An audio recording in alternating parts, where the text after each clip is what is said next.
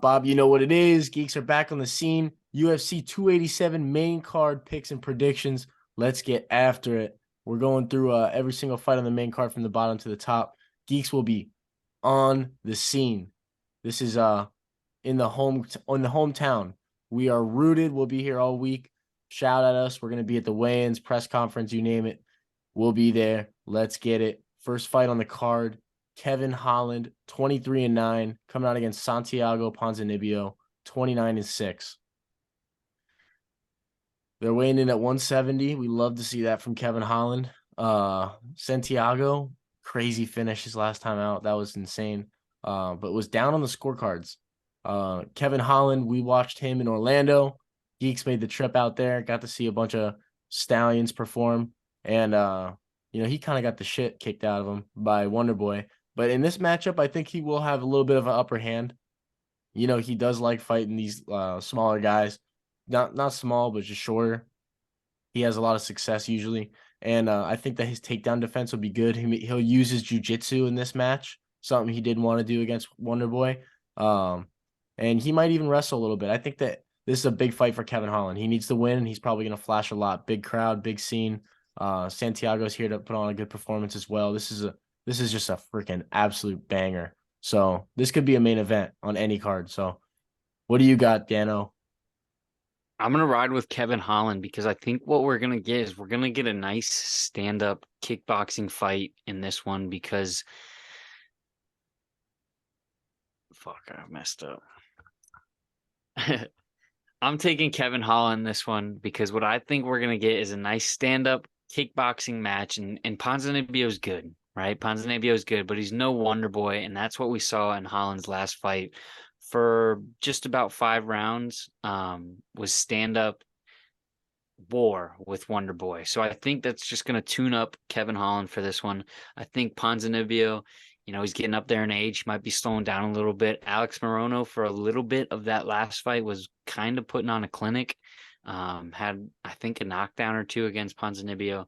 I just think Kevin Holland will be, I think he's a level above Alex Morono. And if Ponzinibbio can't really get it going early on against someone like Morono, especially on short notice, I think that fight was, I think Holland will have his way in this one. I think he's just going to be too good. If the fight does go to the ground, I'm not worried because, like you were saying, CEO, Kevin Holland's got some jiu-jitsu in his back pocket. But I think Holland will just be too good on the feet for him. Yeah. What do you got, Kusi? I'm gonna go with Kevin Holland here as well. A little bit steep on the line there, but I think that he's going to be able to get the better shots off on the feet. Ponzinibbio lately, he's been lower output, looking for power shots, and Kevin Holland kind of has like one of the best chins in the UFC, and it gets underrated, but the guy can take some shots and he can give them back. I think you look at it, Kevin Holland was doing well on the feet against Wonderboy until he broke his right hand, his power, his moneymaker. And I think that he'll be able to go outstrike Ponzinibbio. Wouldn't be surprised if he gets a KO. Actually, he's got 3 ways. He can do it all. He can get the sub off if Ponzi's throwing up a weak takedown, or take it to decision. 3-rounder. He's been fighting 5-rounders. So I think he'll be able to have gas for 3 rounds in this one. Unsure of the type of finish or if it goes to decision, but I'm just going to pick Kevin Holland here. Let's go, front kick. What do you got? I'm riding with Kevo. But yeah, I just think Ponzinibbio is just a little bit outclassed on the feet here, and that's where I think this fight's going to take place, kind of what Dano said. But yeah, give me Kevin. I bet into the next one. We have got the 18-year-old sensation, RAUL Rosas Jr., 7-0, coming out against Christian Rodriguez, 8-1-0. 8-1. This is going to be a good scrap. We all know that RAUL Rosas Jr. is on a special path. This guy, Christian Rodriguez, is 25 years old. So, for him, he's probably chomping at the bit for this matchup. He could be fighting guys that are, 10 years older than him. But he's getting, the 18-year-old. He probably, has a lot of confidence coming into this matchup, which is definitely necessary. the crowd's gonna be going crazy for Raul. That's no secret. That's gonna be a booster. His jiu-jitsu is just something else. I think that Raul Rosas is gonna make the improvements, get a takedown, and probably get a sub off. And the thing about Raul Rosas is that he's got the energy like a rabbit for 15 minutes. You know, he's got that young, youthful recess energy where he just don't stop. And I think that, you know, that kind of energy with that kind of, you know, style where he's just going to be shooting takedowns and, you know, trying to sit on your back and suffocate you, it'll work. So give me Rosas Jr. But I'm gonna take him. I'm gonna take him by no, yeah, I'll take the sub. I'll take third round sub because I think this kid Christian Rodriguez is gonna come in here pretty ready, but he'll get worn down by the end. So especially in that third round when he gets taken down, it's gonna be a lot. So I'm taking Raul Rosas round 3 sub. Goosey, what do you got? I'm gonna take Raul Rosas as well. I'm looking at this one from a UFC perspective. They're giving him a guy in Christian Rodriguez who, in 3 showings on the UFC canvas, he's been taken down a total of 10 times. Stylistically, it doesn't seem like the best matchup for him. Good matchup for Raul Rosas, especially given that he can just go out there and shoot takedowns over and over for 15 minutes. For Rosas, I don't know if he gets the sub, to be honest. Rodriguez is pretty good. He trains at a good gym in Milwaukee and Rufus Sport. But I think that this one could look very similar to Muhammad Mokaev versus Charles Johnson, where Mokaev's just keeping on him, getting takedown. Rodriguez is getting to the feet, but then he gets taken down again. And I think Rosas gets it done by decision here after a lot of takedowns. Okay. One thing I love about Raul Rosas is he is relentless. Like what CEO said, the takedowns are not going to stop. That dude is you're going to have to kill that kid to win. I mean, because you're not going to outpace him. So give me El Niño Problema. Let's go. Fire nickname. Yano, what do you got? I'm taking Raul Rosas too, and I think with him, yes, he will get some takedowns, I do believe, but he's not like, I know this is a crazy comparison, but he's not like someone like Usman who's going to get in there and just power someone, overpower you, and just like football tackle you down in the canvas. He's kind of going to trip you. I could totally see Rodriguez being in there with the crowd, with the hype train on the other side of the octagon, get a little too antsy, throw some big strikes where Rosas comes in and clinches, and then he trips him down to the canvas. In Raul Rosas' fight career, he has like 17 minutes of fight time, I saw, and he's got around 14 minutes of control time, which is an insane stat. I think that will continue into this one. I do see it going out of the first round because, like you were saying, CEO, Rodriguez is no joke. He's a young kid. He's got something to prove too, but I think Rosas will just be too much. I think we're going to see a second round submission from him. And I like the rear naked choke. Let's go.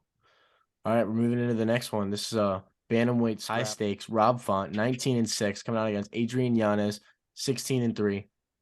Holy scrap. These guys are some of the best boxers in the UFC, let alone the division, definitely top of the division. So we're going to see some hands fly. You know, I think that Rob Font in this fight is going to have the kind of the upper edge in just the mindset of he'll be able to shoot those takedowns, have him kind of hesitant, you know, be able to mix it up. Whereas Yanez is kind of just like more of a straightforward boxer. So I'm leaning Rob Font in this fight. I think that Rob Font will probably edge out a decision, but I do think that there's going to be some gnarly exchanges and we're going to be, you know, really treated to a good one in this. But, you know, in those really close rounds where they're going back and forth, I think Rob Font's going to be able to seal those up with a takedown or two. So I'm taking Rob Font by decision. What do you got, Goosey? Dude, this one's hard because I do see what you're saying about Rob Font being probably the more well-rounded fighter, but at the same time, he's taken so much damage in his last two fights between Aldo and Cheeto that I don't know if his chin's going to be able to hold up. Yanez hit some shots, and I think once they get in the pocket and get exchanging, I can kind of see him shying away and not wanting to have to go through that full recovery process like he's done his last two fights. So I'm gonna lean Giannis here, but it's really a coin flip fight for me. All right, sounds good. I'm riding with Yanez, baby. Ever since that dude came on the Contender Series, I knew he's something different. Haven't seen him out there in a little bit. He was a little more active when he first got there, but this dude, the difference in this fight, I think, is just the pop. Rob Font will be out there looking for a decision, and not looking for a decision, but I think Giannis is going to crack him up in one of these exchanges, and that's going to be the difference. I'm riding with the New England cartel boy, Rob Font. And I feel like, the New England cartel hasn't been treated too well lately. Rob Font got beat up in his last fight. Cater's had some bad luck here and there. But I think Rob Font, not only is he fighting for really his anywhere near title shot, because Giannis is farther down the rankings. Rob Font's been losing. If he loses, he'll go down. But I feel like what worries me in the Giannis side, if I was picking Giannis, is he had a scrap with Tony Kelly, he had a scrap with Randy Costa, and now you're fighting a pretty high-ranked Rob Font. I feel like he kind of skipped a level because Rob Font is that dude. Cheeto beat him, not a bad loss. Cheeto's a dog. Aldo beat Font, not bad. Aldo's a legend, right? Rob Font's still one of the top guys in the division. I think boxing's good, and I'd imagine his ground game is pretty good just from being at that gym up in New England. So I'm riding with Rob Font. He's fought the who's who. He's been in there. He's had his wars. He's gonna have some XP. And I just feel like Yanez just skipped a level. I feel like he should have had one more before a guy like Rob Font, maybe. But if he beats Font, it's kind of like a new star in that division. But I'm gonna take the vet, the guy with the XP, the guy who's been there, who's done that, Rob Font. All right, we're moving into the next bout. This is an absolute banger in the co-main spot. We have got the Miami man, game-bred Jorge Masvidal coming out against Gilbert Burns. This is crazy. Jorge Masvidal 35-16. Gilbert Burns is 21-5. I'm all over Gilbert in this matchup, to be honest. I think that he's going to come out and kind of maul Jorge, who has been exposed on the wrestling side of things a lot. So I think Gilbert comes in, gets this fight to the mat. I think he's going to even get a sub off, honestly. I think that Gilbert is just a whole new beast. Ever since, the way things have been panning out for him, he's stayed true to the game. He works hard. He's so ripped now. Like, he's like, I used to think of him as like a small 170er, but he really hit the lab, and he is really fucking strong now for 170 pounds. So I think there's going to be a strength advantage. I think there's going to be a wrestling advantage. Even though a lot of people want to shit on his wrestling, just call him a jits guy, he can get fights to the mat. And I think he will. I think he gets a sub off. Going down Jorge Masvidal is kind of res. He beat Nate Diaz, which is, big hoorah. It's a doctor stoppage with the cut. But before that, the Ben Askren knee, that was obviously crazy. But, Ben Askren's Ben Askren. We've seen him, his stand-up game and whatnot. So that was either going to be a lay and pray win, or Jorge was going to beat him. Like, Ben Askren's nothing crazy. Darren Till, this was the run he went on that, made him so big. Darren Till. But really before that, lost to Stephen Thompson, lost to Damian Maia, who's exactly like Gilbert in a sense, but Gilbert's can be a younger version of that. A win over Donald Cerrone, Jake Ellenberger, Ross Pearson. It just falls off. Like, this guy, hasn't really fought, who's who of this decade yet.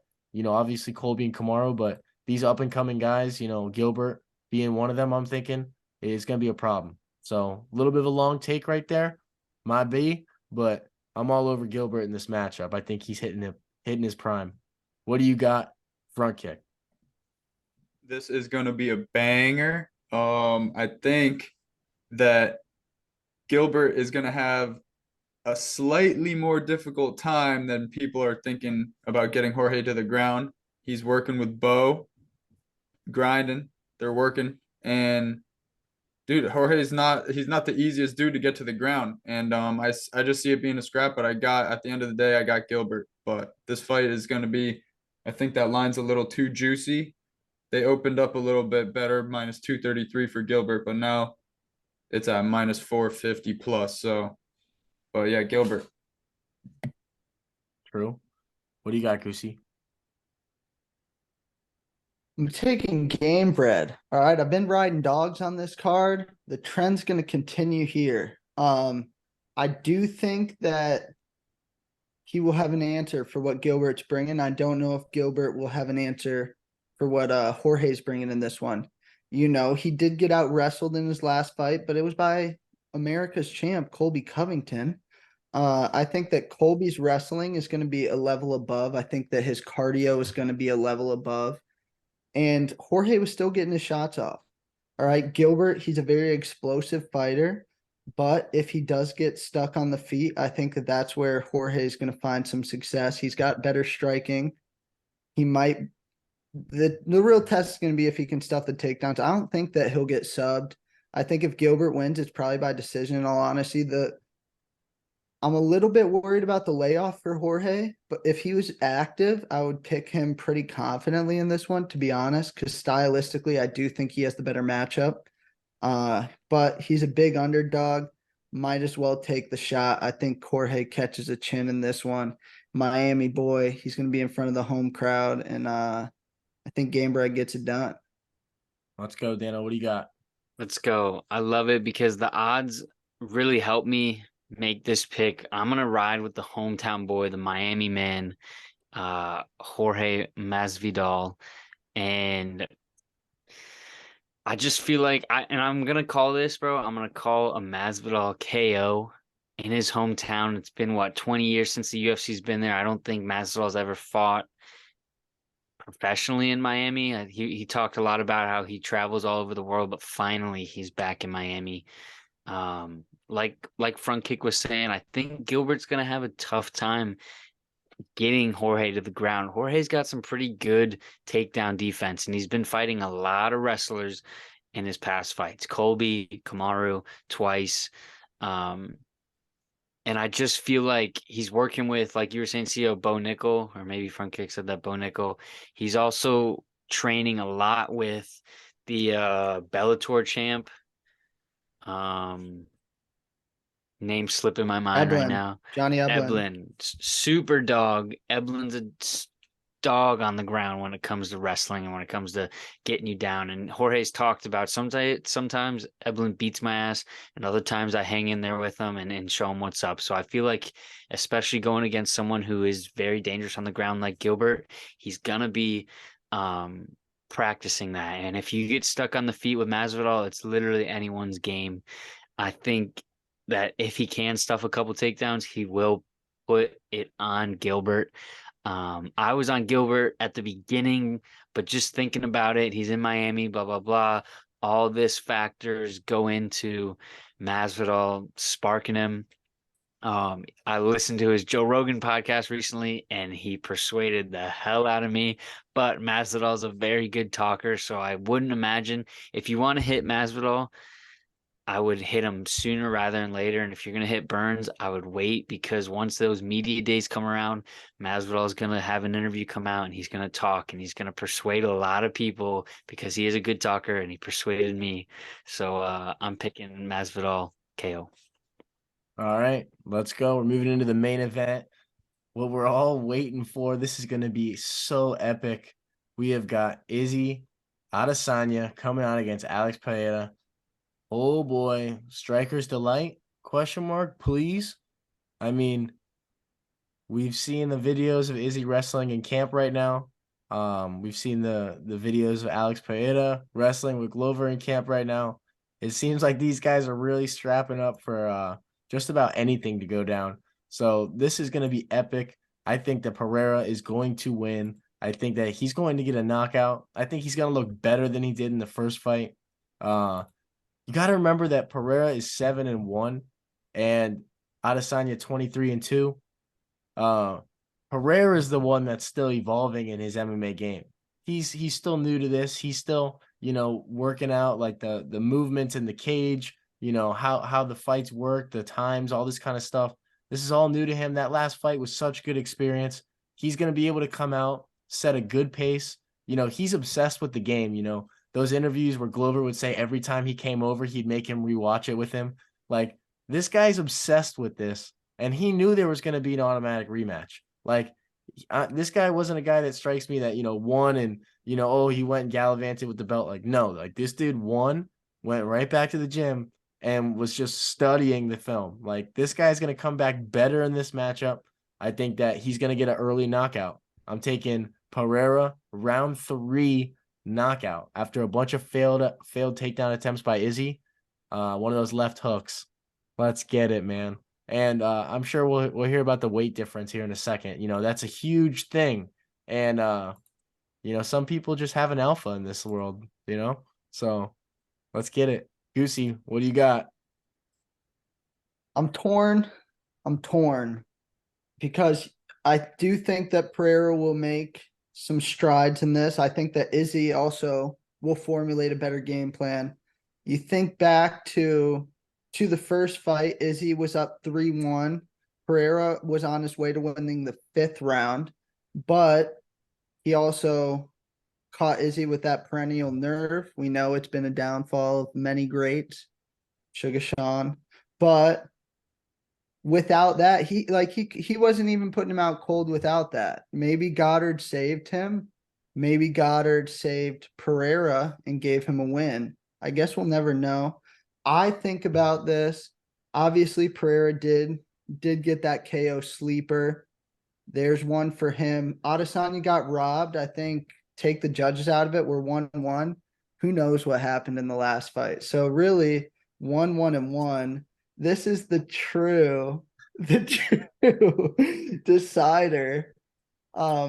This logic I is gotta flawed. lean Pereira because he does have 30 pounds on him. But I'm gonna pick with my heart here and not my brain at all. And I'm gonna pick Israel Adesanya. I think that he will get it done on the feet. He's probably gonna be a little bit better grappler. And if you're Pereira cutting all that weight, and that's a lot of weight, I feel like we will start to see the downfall of it. So yeah, I wouldn't really recommend tailing me here, but I'm gonna pick Israel Adesanya. Goosey's banking on a shitty weight cut. Let's go. All right. Dano, what do you got? I'm riding with UCO. I'm riding with Alex Pereira. I think that, he's just Izzy's just one of those guys where he has his number. And what I keep thinking about when I see this rematch is I just keep thinking of the Volk Holloway fights where they had really good fights, banger of a fight, but just Volk just had Holloway's number, and he was improving throughout those fights and really styled on him in that last fight. I think Pereira, like you were saying, CEO, we see him wrestling, we see him where Glover retires in Brazil and literally says on the mic, instead of saying all about me, I'm retiring, thanks guys, blah, blah, he goes, I'm retiring, I'm solely helping Alex Pereira for his fight against Izzy. Like, they are destined on this fight. This is going to be it.